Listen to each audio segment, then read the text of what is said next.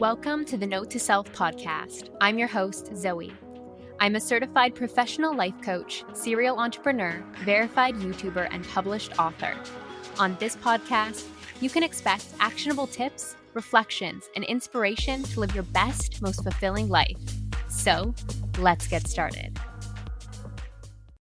Hello, everyone. Welcome back to another episode of Note to Self. In today's Note to Self, I'm going to be sharing with you the two main lessons that India taught me. So, what India taught me. This has definitely been settling in and integrating since I got back about 2 weeks ago from a beautiful 3-week trip to India. India was a place that I felt called to visit for so long. So it was such a dream come true. And it was so full of life and beautiful lessons and integrations. And I'm so incredibly grateful for that experience and what it has provided for me today. So today I'm reflecting on the two major lessons that India taught me. One, India taught me to chill the fuck out. India really taught me to chill out. And what do I mean by that? Well, I mean that there was a lot of subtle layers that I was still hanging on to, that were still activating in my being, different patterns, if you will. And a lot of those had to do with being a workaholic. And prior to going to India, this was the first time since I became an entrepreneur, actually, honestly, since I was 20, I think. I'm 30 now. So I actually think it was a decade ago. Oh, wow. Now that I think about it, yeah, it was a decade ago that I've taken time off of work. So what I mean by that is that since I started working, since I was, I started babysitting when I was 12 or 13 or whenever that age is that you become a babysitter, I actually have always been a little bit of a hustler, right? And not in the positive, empowering sense, but just of part of me enjoys taking action, but then part of me has not known or been able to understand when it is time to shut that part of my being off. So I've hit burnout at times, and that's felt super uncomfortable, or I've just felt exhausted and depleted in different aspects of my life. So India taught me to chill out. Prior to going to India on this trip that I planned with one of my best friends, Jade, I naturally felt the need to work a lot. I felt the need to set myself up for success. I felt this hustling energy. I was working quite a bit. I was having fun as I do with the work that I'm doing, but I was definitely overdoing it. I wasn't stopping and taking my projector naps, which are my binaural naps that I listen to, binaural beats, and I lie down under a crystal weighted blanket for 30 minutes to supercharge. I wasn't actually paying full attention to the body. And in that way, I wasn't integrating lessons that I learned around embodiment or tending to this temple first. And so, yeah, I was definitely overworking. I would say about the 3 weeks before I left to India, I needed to make sure that everything was set up for success. The ego was definitely very resistant about taking 3 weeks off of my job, right? 3 weeks off of coaching, 3 weeks off of creating, and just giving myself permission to chill. Part of me felt uneasy about that. But then part of me knew that this was actually my opportunity to practice what I preach to a new level, right? Working smarter, not harder, actually giving yourself the freedom. I was actually about to step into a new level of freedom for myself. So the world that I created prior to going to India, right? Because we are the creators of our reality. We can create different worlds within our world. I created the world. I created that I was going to make more money than I've ever made by working less than I've ever worked less before in a month's time. And I intentionally flowed my thoughts there. And guess what, you guys? That's what happened. That's what happened because I decided that I didn't feel good about what was happening in my being, right? I felt like I needed to overwork. I was starting to feel a little bit anxious about taking that time off of work and how that would occur for me. So I decided, I caught myself in that uncomfortable energy, and I started telling myself a new story. I started telling myself and creating the reality that I was about to make more money than I've ever made. I was about to have my most successful launch that I've ever had before. I was going to work less than I've ever worked before, and it was going to feel easy. I decided it gets to be easy now, and I'm going to try this on more than I ever tried on anything else before. And that's what happened, because as I gave myself permission to go to India, to not work, I did a couple little things here and there, sent an email or two, and just kept an eye on things. But by no means was I working, right? I was not actively on any calls. I completely cleared the schedule. It was a really beautiful opportunity to witness and experience the freedom and the spaciousness that I've been working so hard for many years. And it allowed me then to integrate that I don't need to be hustling all of the time, and I can actually let go of this workaholic tendency and the patterns that were there. Because like I said, I saw a new result for myself. I created a world where I set myself up for success. I've been working diligently on setting up the structures, and those of which actually I teach in the Digital Nomad Academy. I put structures in place in my entrepreneurial journey that allow me to take time off like this, that allow me to have freedom like this. And I was able to then experience that and see and witness and allow myself to receive abundance while I wasn't efforting to a new level. And so in that way, India helped me, like I said, to chill the fuck out. I also noticed that when I got back from India, I moved into a new spacious home here in Bali, which has allowed for an entirely new spacious energy in my internal world and my external world. But that's a result of doing this work, of allowing myself not to feel like I need to be hustling or I need to be working. I'm allowed to let go. It gets to be easy now. I decided that. I put the structures in place and I'm allowing it to flow.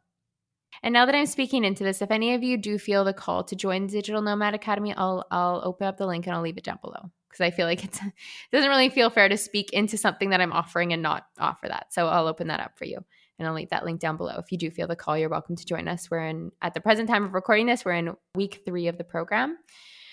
Oh, and it's just going smilingly. Yeah. So anyways, because I gave myself the opportunity to let go, I was then able to integrate. I was then able to see the fruits of my labor and allow myself to receive. And that was a very, very beautiful thing that India allowed me to do. It also felt like a very safe energy for me to do that in. Like when I first landed in India, I was in a panchakarma, which is an Ayurvedic detox for 8 days. So that felt like a very supportive energy and allowed me to have a lot of this undoing, right? Taking a full week off to nurture myself right when I landed in India. Like I said, it created this safety within me. It created this safety in my being.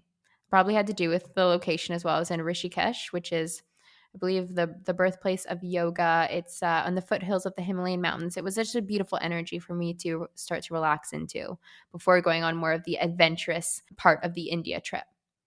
So yeah, India taught me to chill out. And then as I moved into the next portion of the trip, which was, like I said, more of the adventurous chapter, visiting Delhi, Agra, Mumbai, Goa, and Jaipur. Can't forget Jaipur, where I picked up the sapphires that were recommended to me by my amazing Vedic astrologer, Ken. We'll leave his information below if you feel called to speak to a Vedic astrologer. I've been speaking to him for years and I absolutely love his readings. So yeah, moving into the more adventurous side of the trip, I learned how to set boundaries to a new level. There was a lot of triggering that was happening. I noticed that each time that I left the hotel where we were staying, there was a very contrasting energy from being inside the hotel, feeling safe, feeling quiet, to the beautiful, colorful life that India is on the outside, right? And I've lived in chaotic places before, right? Toronto could be somewhat chaotic in certain places. Rome, especially. Rome had a very chaotic energy to it. But this was another level of it. This is another level of chaotic energy that I was experiencing. And like I said, there was a lot of triggers that were happening where I felt like people were in my personal space and it didn't feel comfortable to me. It actually didn't feel safe at times and it didn't feel comfortable. And that allowed me to exercise a new level of boundary setting via my throat chakra and also in my internal energy, looking at my energy centers, my chakras, and choosing to stand more in my power and set boundaries and vocalize what made me feel uncomfortable. And bless my friend Jade, because she actually inspired me a lot in regards to these boundaries. Like there were certain aspects, I know there were certain aspects of ourselves that we were both reflecting on, like how Jade's unique energy allowed me to learn things in this space and time where a lot of triggers were happening, and my energy allowed Jade to integrate some lessons and learn new things in navigating this foreign energy. And so it was very, very powerful. And I've noticed that since I've got back from India, again, I've been back for a couple weeks, but I see how this lesson of learning to chill the fuck out and this lesson of learning to stand in my power and set new boundaries and vocalize these boundaries, I've been practicing it since I've been back. And it's so, so beautiful to witness how giving myself permission to go to this place that I've always felt called to go to was actually huge. Huge, huge, huge. And integrating a lot of the lessons that Bali taught me as well, a lot of the things that have shifted and changed in my life from living in Indonesia for the past year. Like leaving Indonesia and going to India allowed so much integration to happen that when I returned, I literally felt like a new person landing in Bali. I felt like I was almost landing in Bali for the first time.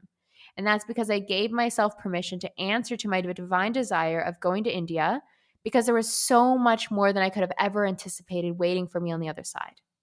Again, this is why it's so incredibly important for us to acknowledge the desires we feel within and trust them, even if it doesn't make sense.